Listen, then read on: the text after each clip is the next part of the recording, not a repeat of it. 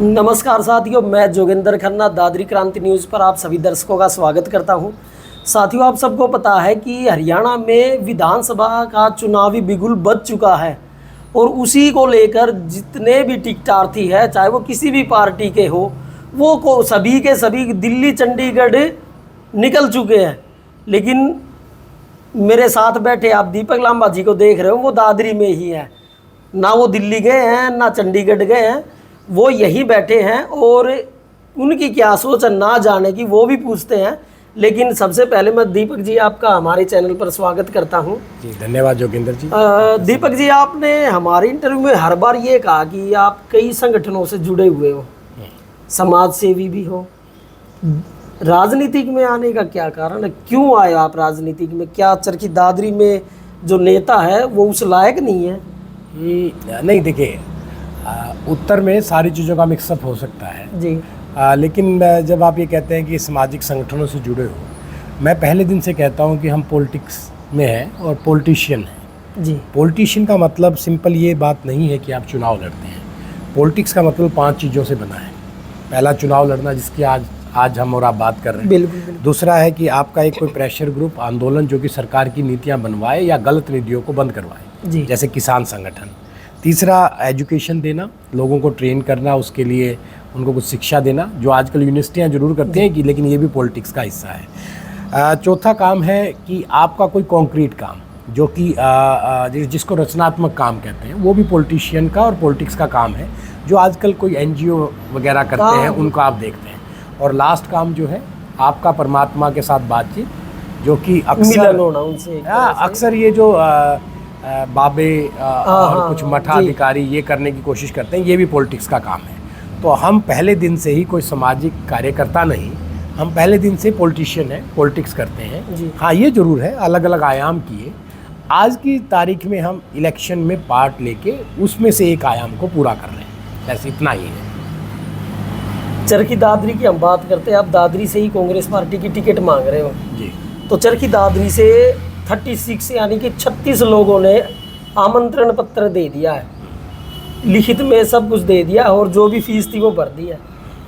ऐसा तो नहीं 36 आदमी जो भर रहे हैं, जो नेता हैं, क्या हवा देख कर आए कांग्रेस में? नहीं तो पहले तो कभी ऐसा नहीं देखा। हाँ, सुनने में देखिए, ये जरूर है कि इस बार कांग्रेस पार्टी और विशेषकर मैं कहूँगा राहुल गांधी ने जो न्याय यात्रा देश में की, उससे लोगों के बीच माहौल है। लोगों को ये लगता है कि ट्रांसपेरेंट स्ट्रक्चर होने वाला है।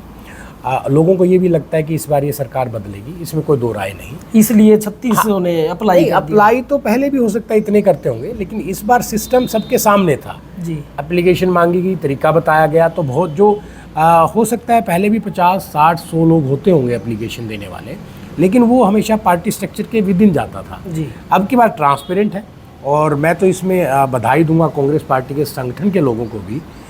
वो इसमें ये भी कर सकते थे कि एप्लीकेशन किसने दी उसको ना गुप्त रख सकते थे, वो किसी को नहीं बताते, लेकिन मीडिया में सारी लिस्ट उन्होंने आउट की है, इसलिए वो बधाई के पात्र हैं, ताकि जनता को, दुनिया को ये पता लगे किस किसने अप्लाई किया है और कौन कौन उनके नेता बनने के लिए अपनी एप्लीकेशन जनता के सामने डाल रहे हैं। तो ये अच्छा रहा और मुझे लगता है कि 36 की बजाय 3600 भी होते तो मुझे और ज़्यादा खुशी होती, क्योंकि लोकतंत्र की एक खूबसूरत तस्वीर है। इसमें जो वोटर है उसको अधिकार है, यदि वो 25 साल से ऊपर का हो गया है तो वो चुनाव भी लड़े।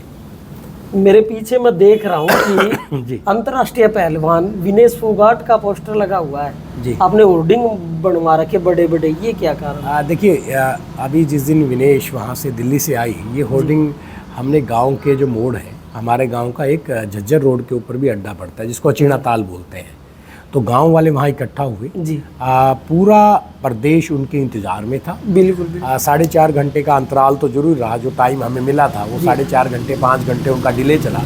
तो लोगों ने ये एक बैनर वहाँ लगाया था और गांव के कुछ बुजुर्ग आए जिन्होंने एक मोमेंटो विनेश को दिया, मतलब गांव की पंचायत कुछ लोग थे, है ना। इतना तो नहीं कह सकते कि हम पूरा गांव आया, गांव में तो बहुत से लोग रहते हैं, लेकिन मुझे लगता है 25-30 लोग वहाँ पे उनके इंतजार में रात को खड़े थे।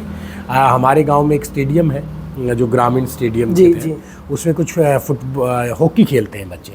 तो आपको अचंभा होगा, हमारे गांव के कुछ टीचर्स ने मिलकर कुछ साल पहले ये मुहिम की कि उस मुहिम से थोड़ा सा मैं भी जुड़ा था। मुहिम ये थी कि बच्चों को हॉकी खिलाना शुरू किया जी। और 5 बच्चे उस हॉकी खेलने की वजह से नेशनल टीम में भी खेल आए। आपके गांव के पास मेरे बच्चे? हाँ, वो दिल्ली की स्टेट ने की तरफ से खेले जी। हरियाणा में उनका सिलेक्शन नहीं हुआ, लेकिन दिल्ली की तरफ दिल्ली स्टेट में उनको सिलेक्शन, दिल्ली राज्य की तरफ से वो खेले जी। और वो नेशनल खेल के आए। जी। तो एक छोटे से गांव की पहल से ये हुआ, तो वो बच्चे भी वहाँ थे और ये वैसे भी रोल मॉडल है। देखिए, विपरीत परिस्थितियों में जब पूरे देश में आप आंदोलन करके निकले, सरकार के खिलाफ आप आंदोलन करते हैं, हर सारा सिस्टम आपको दबाने पे लगा है, उस स्थिति में भी आप सिल्वर और गोल्ड तक पहुंच जाते हैं, तो आप में कुछ काबिलियत है। इनको प्रेरणा स्रोत मांगते हैं और मुझे लगता है कि आने वाले समय में ये खेल जगत में एक बड़ा नाम होंगी, जो लोगों को इंस्पायर करेंगी और अच्छा खिलाड़ी बनाएंगी। हरियाणा में जो पिछले लोकसभा चुनाव थे उसमें कांग्रेस पार्टी की 0 थी। हाँ, ठीक है। इस बार जो लोकसभा के चुनाव 2024 में, इसमें 5 सीटें कांग्रेस पार्टी ने जीत ली।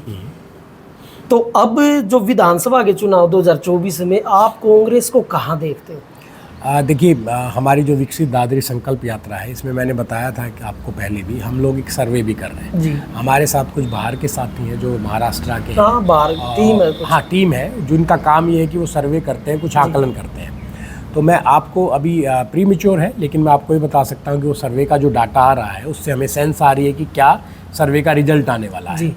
इस लोकसभा में जो प्रतिशत कांग्रेस को मिली थी वोट के रूप में, लोकसभा में वो प्रतिशत बढ़ रही है और एक बड़े मार्जिन से बढ़ रही है विधानसभा के लिए। और मुझे लगता है कि विधानसभा चुनाव में जो वोटिंग परसेंटेज है लोकसभा की तुलना में बहुत ज़्यादा कांग्रेस को मिलेगा। और इसका जो डाटा है, मैंने आपको पहले भी वादा किया है कि सितंबर में जो बार बार आप मेरे को कहते हैं कि नौकरियां कहाँ से होगी, जो प्रेस कॉन्फ्रेंस नौकरियों के बारे में होगी, उसमें हम अपने सर्वे का डाटा भी आपके सामने रखेंगे। तो उसमें आपको सीधा पता लग जाएगा कि इस बार कांग्रेस की सरकार पूर्ण बहुमत से हरियाणा में बनने वाली है। अब जो मैंने शुरुआत की थी वो प्रश्न अब पूछता हूँ आपसे कि सभी नेता दिल्ली चंडीगढ़ हाजिरी लगा रहे हैं, तो आप दादरी में अपने निवास स्थान पर हो, निवास तो कहीं दीपक लांबाजी ढीले तो नहीं पड़ गए? ढीला नहीं। मैं देखिए, जिस दिन से मैंने यहाँ अप्लाई किया जी, उस दिन के बाद से मेरा अपना शेड्यूल है। मैं 25 अगस्त तक हर गांव में विकसित दादरी संकल्प यात्रा लेके जाने वाला हूँ जी। 25 तारीख तक मेरे सारे गांव कंप्लीट हो जाएंगे। आज हम 50 गांव पूरे कर चुके हैं। मैं अपने शेड्यूल के हिसाब से अपना काम कर रहा हूँ। जहाँ तक कि एप्लीकेशन के बाद की कार्रवाई का बात है, देखिए, मेरा काम था अच्छे से एप्लीकेशन लिखना जी और उसको सबमिट करा देना। इसके अलावा अब जो काम बचा है वो पार्टी का तंत्र करेगा। वो ये देखेगा कि किसकी एप्लीकेशन आई है, स्क्रीनिंग करेंगे, सर्वे करवाएंगे, लोगों को भेजेंगे। हो सकता है आपके पास आगे कोई पूछे कि वो जो बात कर रहा है ठीक करता है नहीं है, कैसा आदमी है, और हो सकता है ये पूछे कि भाई वो एज ए पर्सन कैसा है, जो लिखा है उसने वो पूरा सच है कि नहीं है। कुछ लोगों को फ़ोन करके पूछेंगे। किसान आंदोलन के बारे में मैंने लिखा है, हो सकता है वो बड़े बड़े नेताओं को फ़ोन कर लें कि भाई क्या ये लड़का था, नहीं था, इस समिति का था, नहीं था। जांच पड़ताल तो होगी उसी के आधार पे टिकट। उसमें मेरे जाने से, दिल्ली जाने से ना तो वो जांच पड़ताल होने वाली है, ना मेरे वहाँ जाने से कुछ होने वाला है। मेरे को तो यही काम करना है। आप जितवा देंगे तब भी यही करना है, आप टिकट दे देंगे तब भी यही करना है। और मैं तो पहले भी कह चुका हूँ, ये जो हमारा भवन है, ये भारत जोड़ो भवन है, और ये 30 साल तक यहीं रहने वाला है। हम लोग यहीं बैठे मिलेंगे। काम जब हल्के में करना है, हल्के से आप टिकट मांग रहे हैं, तो दिल्ली जाना, चंडीगढ़ जाना, मुझे लगता है कि ठीक है, नेताओं के अपने अपने तरीके हैं। मैं उसको बुरा नहीं मानता, उसको गलत नहीं मानता। नेताओं को बड़े नेताओं से मिलना चाहिए, उससे सीखने को मिलता है। ये भी पता लगता है कि पार्टी की एक्चुअल विचारधारा क्या है, पार्टी आने वाले समय में क्या प्लानिंग कर रही है।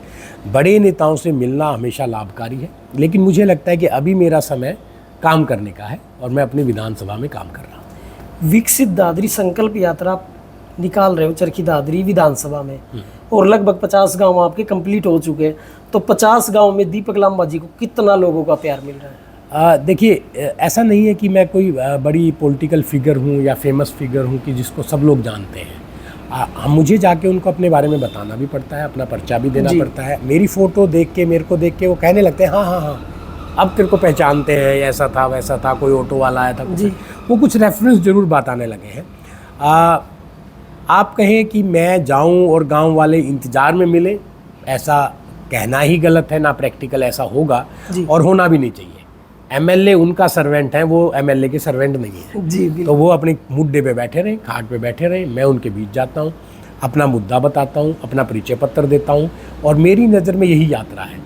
मेरी टीम में 7-8 आदमी से ज़्यादा नहीं होते, और एक गली में, पतली गली में इससे ज़्यादा लोगों की ज़रूरत नहीं है। आपके पास मैं आऊँ, आपके पास 5 मुद्दे हैं, 10 मुद्दे हैं, तो आप 50 आदमियों को कैसे अकोमोडेट करोगे? बिल्कुल। तो मैं जाके अननेसेसरी गांव की जो हर रोज़ की व्यवस्था है उसको ख़राब नहीं करना चाहता। हम सुबह जाते हैं, लोग अपने घरों के काम में लगे होते हैं, महिलाएं झाड़ू निकाल रही होती हैं, है ना, लोग बाहर बैठ के हुक्का पी रहे होते हैं। शाम को जाते हैं 4 बजे, लोग अपनी भैंसों को लेके जोड़ में गए होते हैं। तो हम उनकी चल रही व्यवस्था में कहीं कोई विघ्न नहीं डालते, और मुझे लगता है कि यही इस यात्रा की सबसे सुंदर तस्वीर है कि आप लोगों को बिना तंग किए हुए अपना प्रचार उनके बीच कर रहे हैं, अपनी जाके बात रख रहे हैं। तो ऐसा कुछ नहीं है कि मैं जाऊं तो भीड़ उमड़ती है, लेकिन ये ज़रूर है जो कर रहा हूँ उसको लोग ध्यान से सुनते हैं। अब थोड़ा थोड़ा लोग पहचानने लगे हैं। शहर में इस बात का सबूत हमें मिला। अभी मैंने बताया कि 25 तक मेरे सारे गांव कंप्लीट हो गए, शहर रह जाएगा। तो मेरी एक टीम दिन में, दोपहर में, शाम में मार्केट में या आसपास की कॉलोनियों में जाके मेरा परिचय पत्र, मेरे बारे में थोड़ा प्रचार बाढ़ कर रही है, ताकि लोगों को पता था। लेकिन अब ये होने लगा है कि उन लोगों को मेरे बारे में पहले से पता है, वो मेरा नाम जानते हैं। आप पूछते हैं कि वो खुद कब आएंगे, तो टीम जो मेरा शेड्यूल है उस हिसाब से ये है कि 25 से लेकर 5 तारीख तक, जब नॉमिनेशन का दिन 5 सितंबर है पहला, तब तक हमारा शहर का प्रोग्राम है। टिकट को लेकर आश्वस्त है? मैं अपने काम और शेड्यूल को लेकर आश्वस्त हूँ। जिस तरह 36 लोगों को उम्मीद है, उसी तरह मुझे उम्मीद है, और काम करता जाऊँगा। खुद चुनाव लड़ा, बहुत अच्छे से लड़ूंगा। किसी और को टिकट मिलेगी उसकी सहायता करेंगे और कांग्रेस पार्टी को यहाँ से जिताएंगे। अपना जो प्लान है, उस भाई को जिसको टिकट मिले, या खुद तो मुझे प्लान पता ही है क्या करना है, आपको मिले तो मैं आपको समझाने की कोशिश करूँगा कि भाई तेरा प्लान कुछ और हो सकता है, मेरा ये है। मिल मिला के यहाँ काम करते हैं, लोगों के हित के काम करते हैं। तो उम्मीद है कोई भी बने, काम हल्के में होने शुरू हो जाएंगे। जी, हर इंटरव्यू में आपने कुछ ना कुछ वादा किया है, चाहे वो 20,000 नौकरियां हो। मैं फिर से 20,000 पे ही आ रहा हूँ बार बार, क्योंकि हर इंटरव्यू में मैं चर्चा करता हूँ ताकि आप ना भूल जाए कहीं क्या हुआ। जी, 20,000 नौकरियों की बात हो, और दवाई, पढ़ाई और कमाई की बात हो, चरखी दादरी में उद्योग स्थापित करने की बात हो, तो आज के इस इंटरव्यू में आपके पिटारे में ऐसा क्या है कि? देखिए, मैं आपको पहले भी कह चुका हूँ, मेरा कोई पिटारा है नहीं है जी। का ही है, आपने 3 बार पिटारे में से कुछ ना कुछ निकाला है।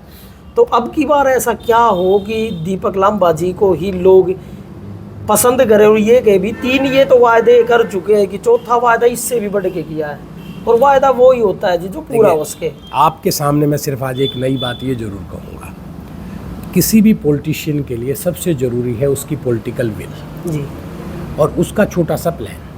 आप मुझे कहें, मैं आज कहूँ मैं व्यवस्थाएं 6 महीने में ठीक कर दूंगा।